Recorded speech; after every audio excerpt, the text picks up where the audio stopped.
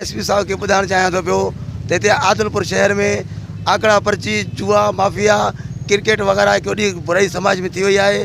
महिरबानी करे इनखे ख़तमु करायो वञे।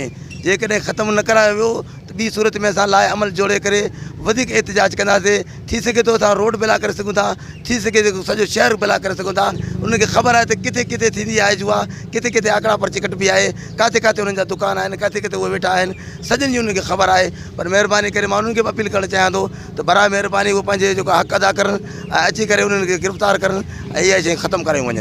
आकड़ा पर्ची हिकु दफ़ो खोली वेंदी, हाणे 3 दफ़ा खोली वञे थी पई। हिकु 2:30 बजे खोली वञे थी, हिकु 5:30 बजे खोली वञे थी, हिकु 8 बजे खोली वञे थी। महिरबानी करे इहा बंदि कराई वञे। जेका आकड़ा पर्ची जुआ शराब इन सां गॾो गॾु व्याज जूं बाज़ारूं बि सरगर्म लॻी पियूं आहिनि ऐं एसएसपी साहब खे फिलफोर मुतालबो था कयूं इन्हनि ख़िलाफ़ु एक्शन खयो वञे।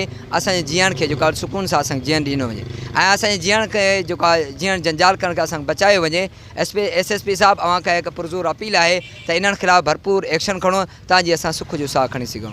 जमियत उलमा इस्लाम यूनिट ख्वारा जे तरफ़ां इन समाजी बुराइनि जे ख़िलाफ़ एहतिजाज रिकॉर्ड करायो वियो आहे जो इन ख़िते जे अंदरि ख्वारा स्टॉप हुजे या आदिलपुर हुजे, सालेमार हुजे या सोसाइटी हुजे या अच्छी मस्जिद, जहिड़ो बि इलाइक़ो आहे उन जॻह ते हर ॻोठ जे अंदरि आकड़ा पर्ची आम थी चुकी आहे, शराब नोशी आम आहे, व्याज जो धंधो आम आहे। अॼु असां इन हदीस जे मथां अमल करे आया आहियूं। हुज़ूर अक़दस सल्लल्लाहु अलैहि वसल्लम जन फरमायो मर रआ मिनकुम मुनकरन फलयुग़य्यिरहु बियदिही फ़इन लम यस्तति फ़बिलिसानिही फ़इन लम यस्तति फ़बिक़ल्बिही वज़ालिका अज़अफ़ुल ईमान।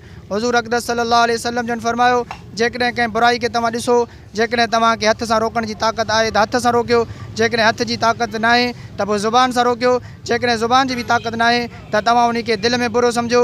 अॼु असां पंहिंजे पाण खे ज़ुबान जी ताक़त सम्झीसीं, हथ जी ताक़त न आहे त असां ज़ुबान जी ताक़त इस्तेमालु करे आला अमलदारनि खां इहो मुतालबो करणु आया आहियूं त तव्हां जंहिंखे जेकॾहिं हथ जी ताक़त आहे त तव्हां हथ इस्तेमालु छो नथा कयो पिया? छा तव्हां उन्हनि खां रोज़ाने जी बुनियाद ते या उन्हनि खां मंथली वठी रहिया आहियो या उन्हनि खां डिॼी रहिया आहियो ऐं समाजी बुराइनि खे तव्हां विथी ॾेई रहिया आहियो? असांजो अव्हां खां इहो मुतालबो आहे त तव्हां इन्हनि बुराइनि जे ख़िलाफ़ु कार्रवाई करे इन्हनि खे रोकियो ऐं असांजे ख़िते खे इन्हनि बुराइनि खां पाक ऐं साफ़ बणायो। ऐं ॿी सूरत में जमियत उलमा इस्लाम लाया अमल तयारु करे इंशाअल्लाह पंहिंजो किरदारु अदा कंदी।